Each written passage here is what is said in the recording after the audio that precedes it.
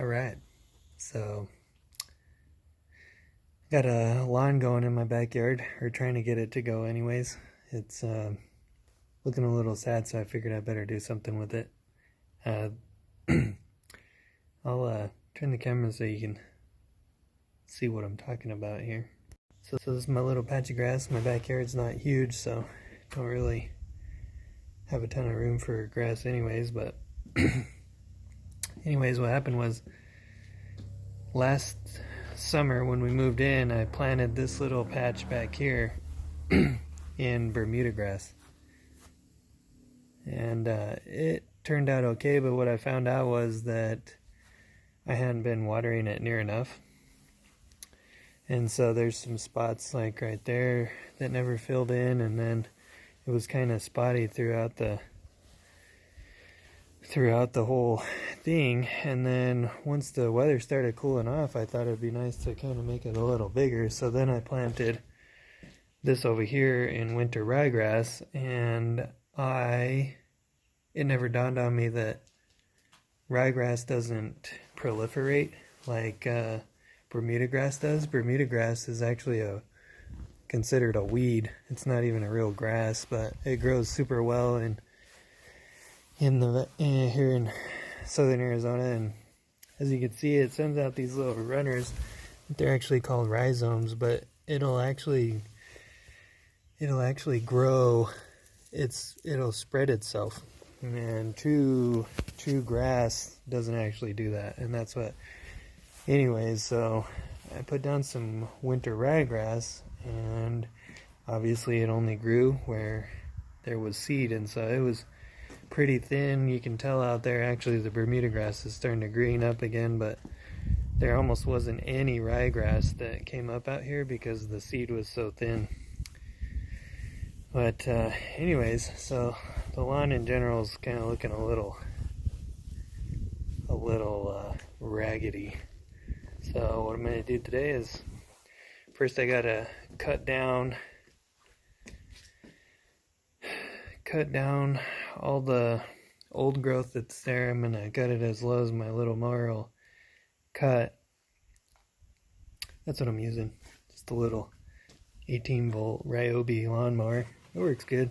I don't have a big patch of grass, so no reason to go out and get a big old elaborate lawnmower. But anyways, I got to cut it down as low as possible, and then I'm gonna water it a little bit, get the ground soaked a little, and then I'm gonna put the seed down. I have some turf starter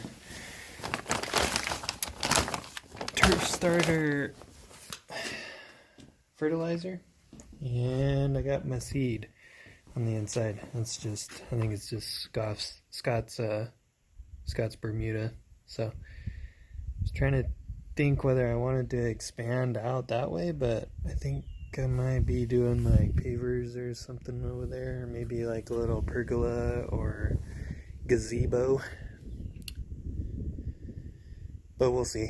Anyways, I need to get taken care of what I got going already, so I'll get you back on when I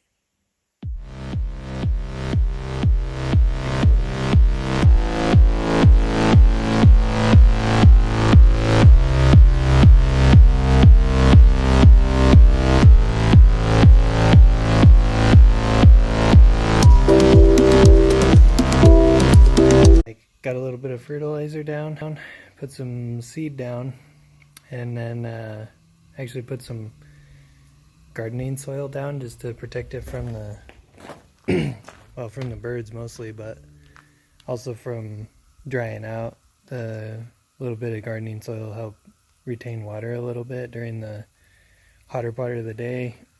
I'll probably end up watering it twice a day for the first couple of days, but as you can tell, I don't do any precision work on my lawn. I've found that Bermuda grass is pretty forgiving. We had a house down in Tucson, and I didn't even give it near as much love as I do this one, and it turned out okay. So this one, I think once I get those spots filled in, filled in over there, and along the wall and out to this corner, I think it'll be okay.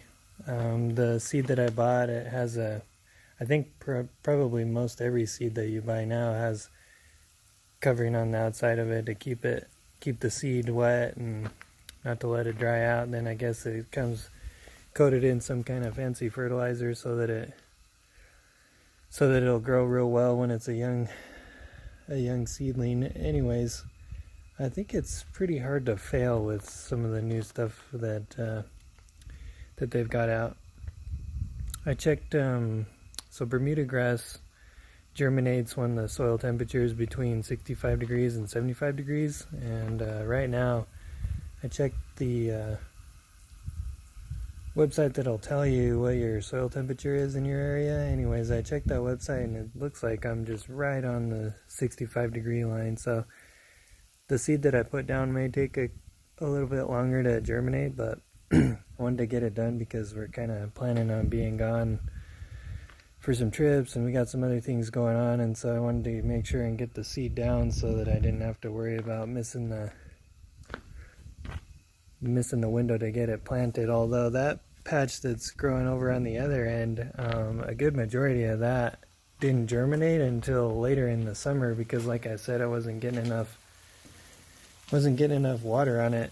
And I bought that little sprinkler right there because I was just using this thing right here. It's kind of a therapeutic thing for me. I walk out in the morning and spray the grass. Anyways, I was using that, but apparently I wasn't getting near as much water as I thought I was. Anyways, as soon as I started using that sprinkler over there, all of a sudden a whole bunch of seed that I had put down even a couple of months prior started germinating and little seedlings started popping up. So I don't even know if it's called seedlings, shoots, whatever tiny weeds are called.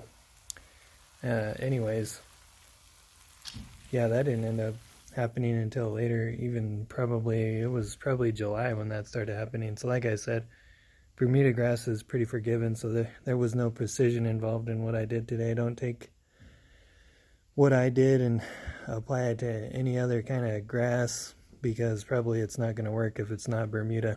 Bermuda is pretty hardy and it'll survive pretty much anything as long as it's got some water. But yeah, so that's kind of what I did today, just a little project, but hopefully I'll have a little area where Haley can get outside and have picnics with Anna and Shelby. So anyways, thanks for tuning in.